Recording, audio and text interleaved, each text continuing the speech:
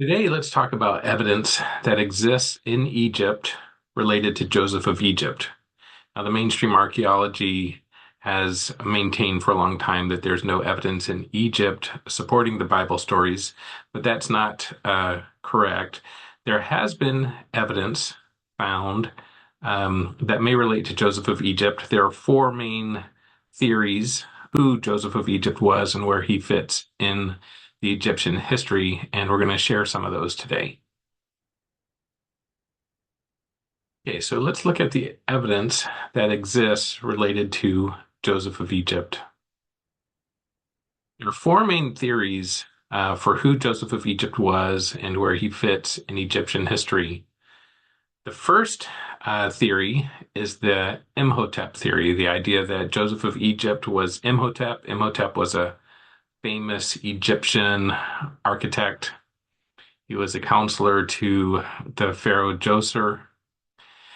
The main thing that makes people think that Imhotep might have been Joseph is that there's a stela in Egypt. It's shown here on the right. It's called the Famine Stela, and it talks about how Imhotep saved Egypt from a 7-year famine. And that looks like, hey, that could be an obvious correlation with the story in the Bible of the 7-year famine and Joseph. In addition, Imhotep was uh, considered sort of a genius architect. With him, they start the pyramids. He's credited with building large grain silos to store grain. So all of those things could sort of fit the story of Joseph in the Bible. In addition, the Pyramid of Djoser was the first monumental pyramid. Some will point to Djoser, who was the pharaoh at the time of Imhotep, as being a name that sort of sounds like or is similar to Joseph. So this is the first theory. The problems with the Imhotep theory is that the dates don't match up. So Imhotep was during the time frame of the pharaoh Djoser. That's dated to around 2670 or so BC. So it's about 700 or more years too early for when the Bible has Joseph of Egypt. In addition, the story of the 7-year famine that's on that stela, it's different from the biblical story. For example, in the story on the stela, Imhotep saves Egypt by appealing to Egyptian deities and so forth. Here on this slide are pictures. This is the Pyramid of Djoser, and these are examples of the large enclosed pits or silos that could have been used to store grain, and the funerary complex related to Djoser and Imhotep. Okay, so that is the first theory. I don't think it applies because of the dating and because there are better theories with more evidence that we'll discuss in a bit. But just as a counter thought, one way to potentially explain the dating would be to look at an alternative Egyptian chronology. Okay, so the traditional Egyptian chronology has the Egyptian dynasties all lined up in a sequence. All right, so these would be the Egyptian dynasties and sort of where they correlate time frame wise. This is the traditionally accepted chronology. Now, there are some who propose an alternative Egyptian chronology where some of the dynasties that were recorded were instead potentially not in sequence or in a series, but there could have been two that existed in parallel, for example, with one dynasty ruling from Upper Egypt while the other dynasty was simultaneously ruling from Lower Egypt. And this would change and compress the chronology by hundreds of years and could help reconcile the dates from Egypt with those in the Bible. So, for example, Imhotep and Djoser are in this third dynasty right here, which is thought to relate to about 2670, 2700 BC. But if you do under this theory of a revised chronology with many of these dynasties in parallel and overlapping, then what this would do is would put this closer to just a little before 2000 BC. It shaves off about 600 years. Still a little too early for Joseph of Egypt based on the Bible, which should instead be more around 1900 BC or sooner, or more recent, I should say. But nevertheless, that could help potentially solve some of the chronology differences. So anyway, so that's the first theory. The second theory is the Yuya theory. Now, there is a mummy that has been found in Egypt, Yuya. And there are some things about Yuya which are unusual. There is a book called Stranger in the Valley of the Kings by Ahmed Osman. And he identifies, he thinks that Yuya was Joseph of Egypt. This is a picture of Yuya, again, who is mummified. Some of the things that are curious about Yuya are that first, his name is not an Egyptian name. The Egyptian names almost always had a reference to an Egyptian god involved in the name. Second, in the tomb for Yuya, there are has been found there's a ring, there's a necklace, there's a reference to chariots. All of these things are things that are items that appear or are discussed in the Bible related to Joseph of Egypt. Third, Yuya was obviously a very distinguished, important individual, but he was not a pharaoh. He was called he was a father of a pharaoh, and in Genesis, Joseph of Egypt, in one sense, is referred to similarly. Next, the features that about Yuya and his face. Are interesting. He has been described as having sort of fair hair and a Semitic nose, a Semitic type nose. Placing him in the Egyptian chronology, he is known to have had two sons and one daughter. The two sons would then potentially match to Ephraim and Manasseh. There's not a daughter mentioned in the Bible, but interestingly, the daughter is the grandmother of King Tut, or in other words, Yuya was the great grandfather of King Tut. That's where he places in the Egyptian chronology. Also, when Yuya was in Egypt, his time frame corresponds with a known change in religion in Egypt. This is the time of Akhenaten, and they changed that. He wanted the Egyptians to change the god that they worshipped, and then finally, because the mummy exists for him, there has been some genetic testing for Yuya, and that testing does show connections with Middle East and Europe, which could be a plausible fit for Joseph of Egypt. So it's an interesting theory. Now, the problems with the Yuya, well, let's look at the genetics. Okay, so Yuya's testing, he fits on the mitochondrial side, the mother side, as mitochondrial DNA K, which sort of is predominant in Europe, also found in the Middle East, down in Egypt. On the patrilineal side, the Y DNA type, he's Y DNA G2A, again, sort of fits things found in Europe and in the Mediterranean. And his blood type is blood type A2, which fits around the world. Okay, so those are Yuya's genetics. So it's a possible fit for Joseph of Egypt. The problems with the Yuya theory are that if the Yuya theory is correct, there are some things in the Bible that would then be incorrect. Because, for example, the dating, Yuya is lived in the 1300s BC, whereas from the Bible, depending on which dating theory you use, Joseph of Egypt would have to be somewhere in the 1600s to 1900s BC timeframe. So Yuya is a few hundred years too recent for the Bible chronology. Next, the Bible says that they carried Joseph of Egypt's remains out of Egypt. Well, Yuya's remains remained in Egypt because he's still there, and as for why his body has been found, and they've been able to do the testing. And then third, in the Bible, Joseph is described as about 110 years old when he died, whereas Yuya appears to have been maybe somewhere around age 60 or so when he died. This on the right is Thuya, who was buried with Yuya and was apparently his wife. Okay, so that's those are the problems with the Yuya theory. That is the second theory for Joseph of Egypt, evidence related to him. As you can see there, just like the Imhotep theory, there's a number of very interesting parallels and correspondences, but there are a few problems with it. Now I'll proceed to what I think the best evidence exists related to a Joseph of Egypt theory, and this relates to the Avaris and Hyksos theory.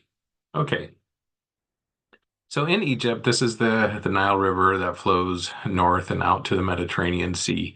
In the Nile Delta, sort of on the eastern side, there's been a location that has been excavated, and it's called Avaris. There are a number of people that think the people of Avaris that lived there they think that this is the location where the Israelites lived. Now, it's been found that the Avaris location corresponds to the Hyksos people, what they're called, referred to as the Hyksos. The Hyksos are a large group of Canaanite, Middle Eastern type people that lived there in Egypt. That's archaeologically verified. The time frame relatively fits the Bible as well, because this large group of Middle Eastern Canaanite type people lived in Egypt in this area from the 1800s BC to about 1500s BC. That pretty much fits the one of the time frames for the Bible. And then when they've done archaeological digs in Avaris, they've come up with a few incredible findings. In particular, they found what could be a proposed house for Jacob and his children, the first Jacob the patriarch and his children. There's also a proposed statue that may have been a statue of Joseph, and there's also a proposed seal that may depict the 12 tribes of Israel. So let's take a look at those items. Okay, so first, I should note that a good place to find this is in the Patterns of Evidence movie, which you can find. The Patterns of Evidence movie, I do recommend it. It's focused a little bit more on the Exodus than on Joseph of Egypt in particular. This location, Avaris, interestingly, is underneath the city of Ramesses. Now, as you know, in the Bible, when it talks about the Israelites, it talks about Ramesses. And some have said, well, Ramses didn't come until after the proposed time frame for the Israelites and the Exodus. But what this finds is that actually the Avaris is underneath Ramses, so they're just referring it to the location that was later named Ramses. So it's underneath the location of Ramses. Okay, now this is a simulation of a large palace or mansion or house that's been found in Avaris. It's something that this could be the location that Jacob's family moved to and built in Egypt. As you can see, it's got these pillars and porches. If I recall, these are 12 pillars that they found: 1, 2, 3, 4, 5, 6, 7, 8, 9, 10, 11, 12. So it's interestingly that it has 12 pillars there. It also has 12 prominent grave sites on the site that we'll talk about in just a second. And then on the site as well, so this Avaris site, again, large mansion type house. And then on the site, there's a small pyramid. And at the entrance of the pyramid, it has these sort of a center spot and windows. These are sort of the windows here. And there's a statue that was inside, which has been defaced, meaning literally defaced with a face chiseled off. And some think it depicted Joseph of Egypt. Now, this is a proposed recreation of what the original statue looked like. So it reflects something that was put in honor, but then later defaced. Okay, this is what a part of the statue, what it looks like. So as I said, it was a statue. Someone came and chiseled the face off so that the face is no longer there. You can tell some of the coloring of that was on the statue, and so this is the proposed recreation of it with a red and blue and kind of a yellowish robe. Interesting haircut, anyway. So this is the possible defaced statue of Joseph, which is found in that location of Avaris in Egypt. In addition, there is an artifact that's been found which may be a seal of Joseph. It's a seal that has this image on it. I'm actually going to, and there's a academic piece written by a Jewish rabbi named Baron who talks about finding this. I'm going to go ahead and exit out of this uh, presentation right there, and let's go ahead and take a little bit of another look at this. So I'll just note that if you're interested, there is um, a video on the Latter-day Media. It was done by Kay Godfrey. This was done in 2022 when it was going through the Old Testament Come Follow Me program, where he talks about this seal and his interpretation. So if you're interested in finding that, you're welcome to do that.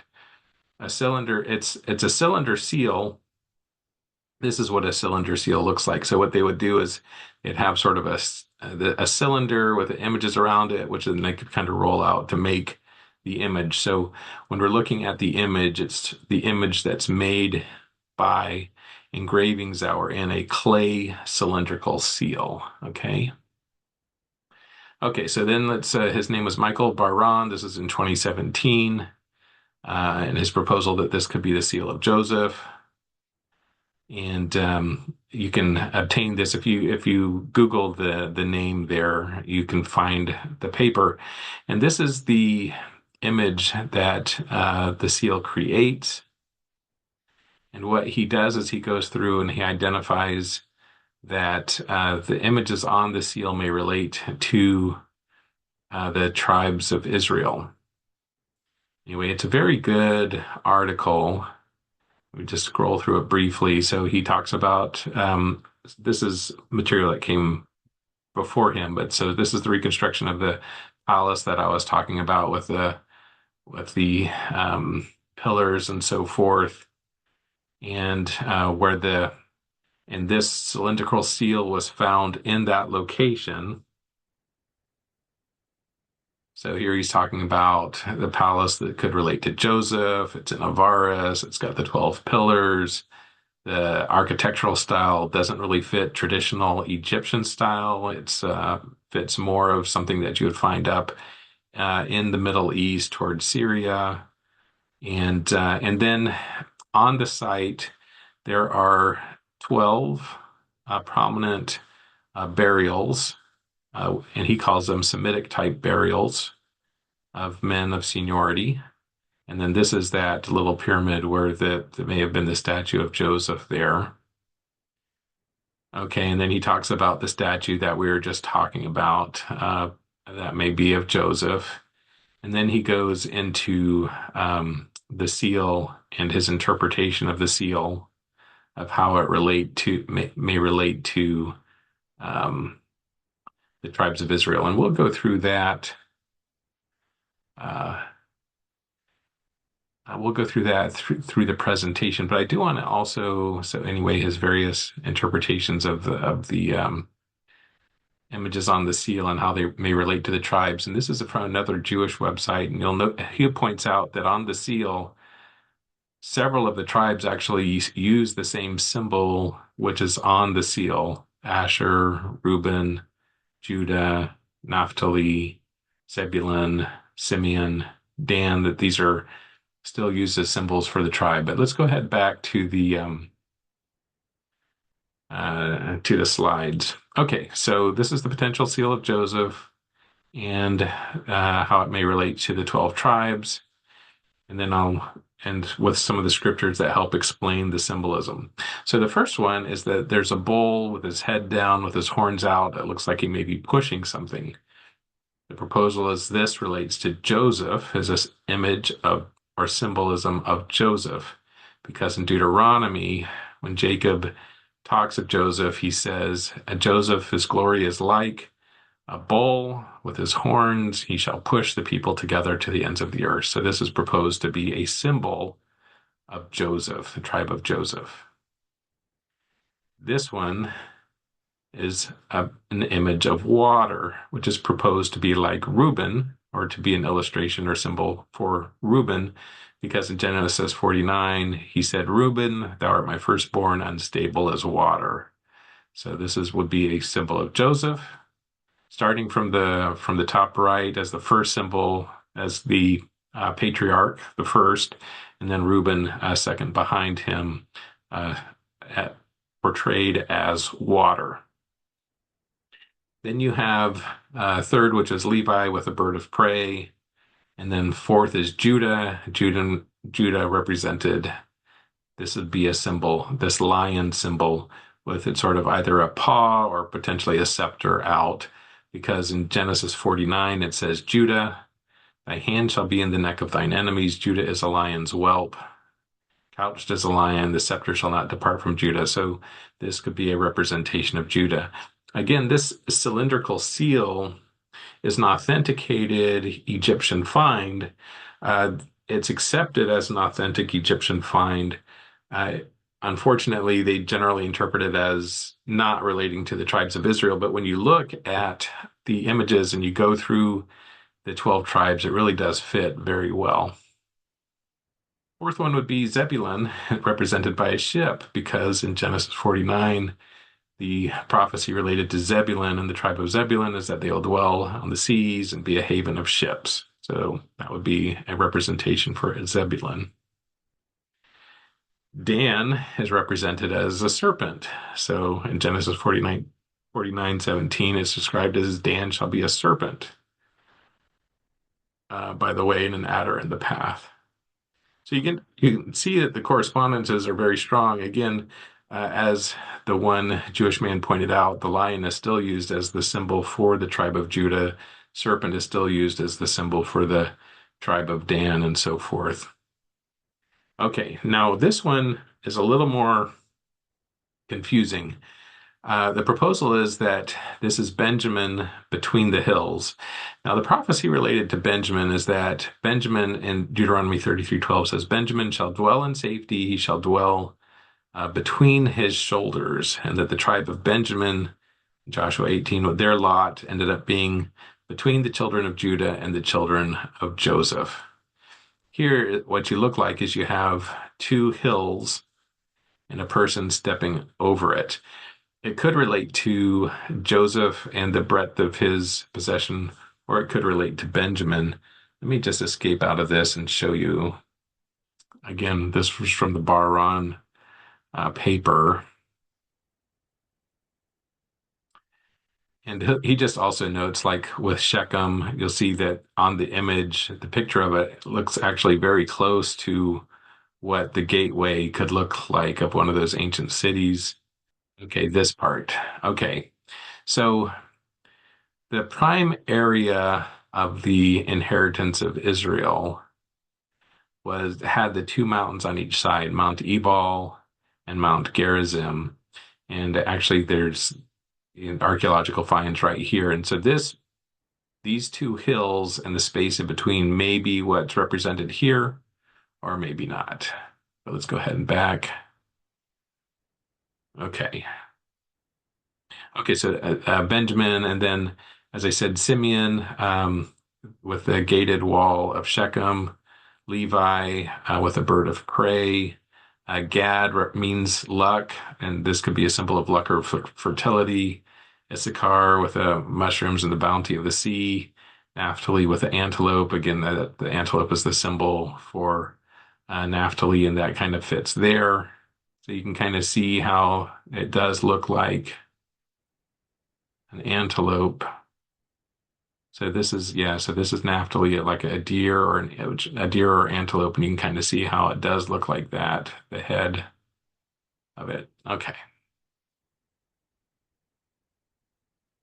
Okay, so again, I think the evidence for this, these are the best artifacts and the best evidence that I think confirms and helps us identify who the people of Israel were in Egypt. I do think that they fit this Avaris location, which then helps us to better identify, okay, then who was Joseph, what, and to confirm the right time frame.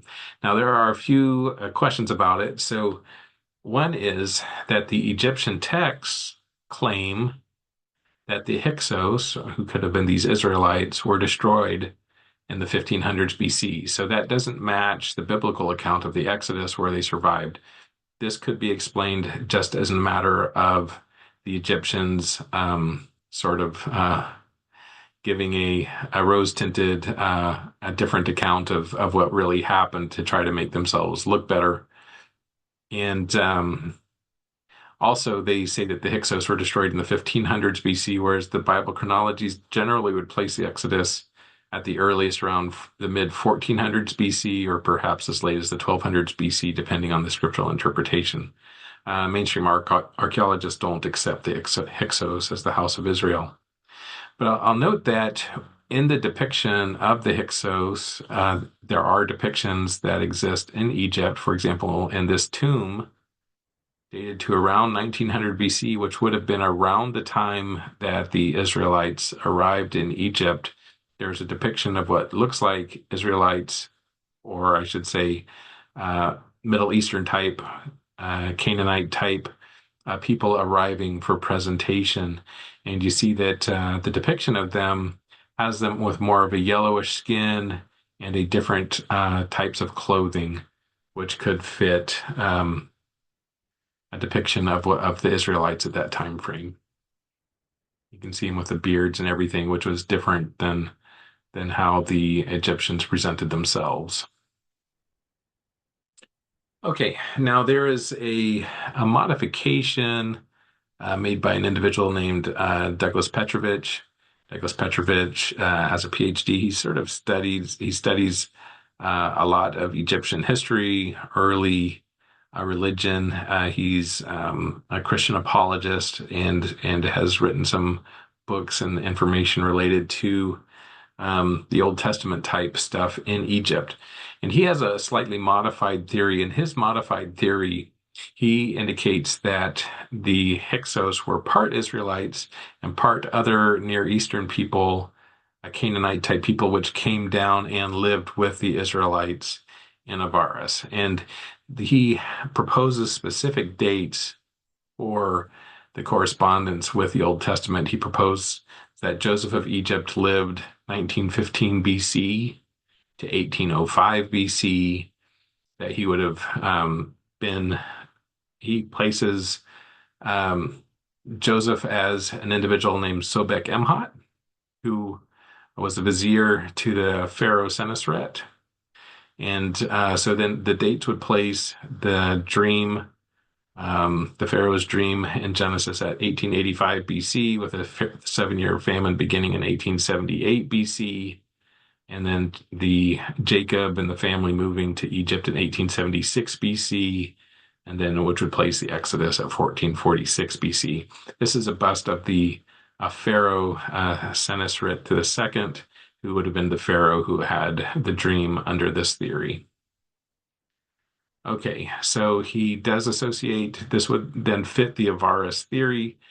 Another thing this would do is Sobekemhat is associated with building a canal here, which interestingly in Egypt they call it the Bar Yusuf, which is the Canal of Joseph.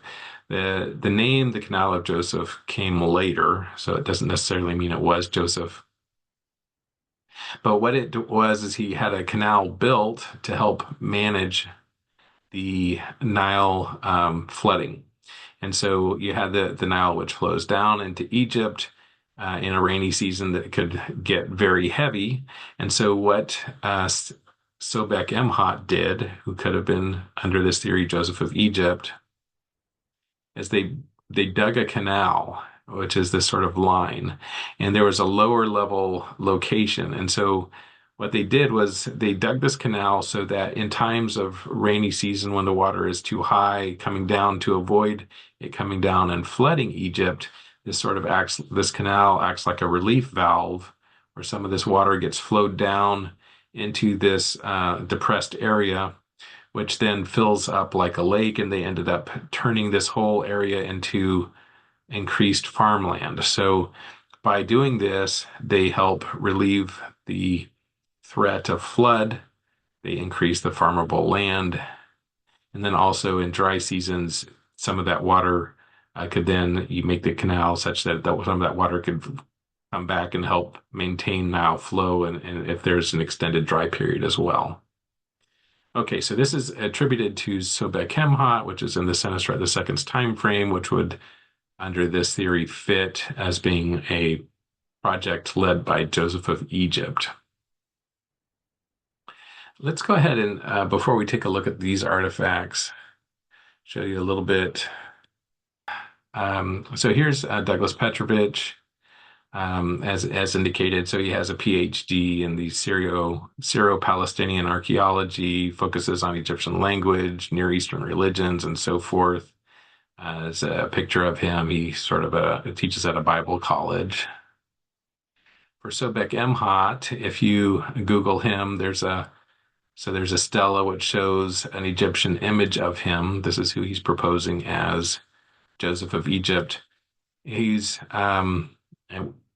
if you go to Wikipedia, there's not much information on him. He's just known to be an Egyptian treasurer or could be a vizier, and it fits the right time frame. There's not much that's known about him archaeologically. And then Petrovich has written a book, which I recommend. It's called Origins of the Hebrews, New Evidence of Israelites in Egypt. And it goes through this evidence extensively with a lot more. I'll click it so you can see what the book looks like. So this is his book, which I do recommend. Okay. And then finishing up. So if this theory is correct, with Joseph of Egypt being Sobekemhat, that would mean that there are a couple of artifacts which then may have been found related to Ephraim and Manasseh. So in particular, Sobekemhat had two sons. One of them is known as Sobekemhat in Egyptian, and this would be Ephraim, the one that's appointed or by Sobekemhat or Joseph. And a ring has been found for Sobekemhat. This is what it looks like. So this could be a signet scarab that could relate to Ephraim. And then also there's been some writings that have been found out near the Sinai, in the Sinai Peninsula, and Petrovich is proposing that those could relate to Manasseh, who is described there as Hebeded, which would roughly mean the disfavored one. And anyway, so he has some interesting theories on that. Again, these would be contained in that book that we're talking about. The Origins of the Hebrews one. Okay, so let's go ahead and end there. So in this video, again, what we presented were the four main theories related to Joseph of Egypt. I do think that there is some good Egyptian evidence related to Joseph of Egypt. In my view, the best evidence is that cylinder seal, which depicts what clearly are the 12 tribes. And if so, that does place it in Avaris, which you then have the palace with the 12 pillars and the 12 burials that could relate to Jacob, the patriarch, and the 12 tribes. And then you also have that small pyramid and statue, which could relate to Joseph. And to me, that's a pretty impressive and interesting group of artifacts, which may be evidence of Joseph of Egypt. All right, I look forward to hearing your thoughts and comments, and I look forward to sharing more with you next time. I encourage you again to like and subscribe. Thanks.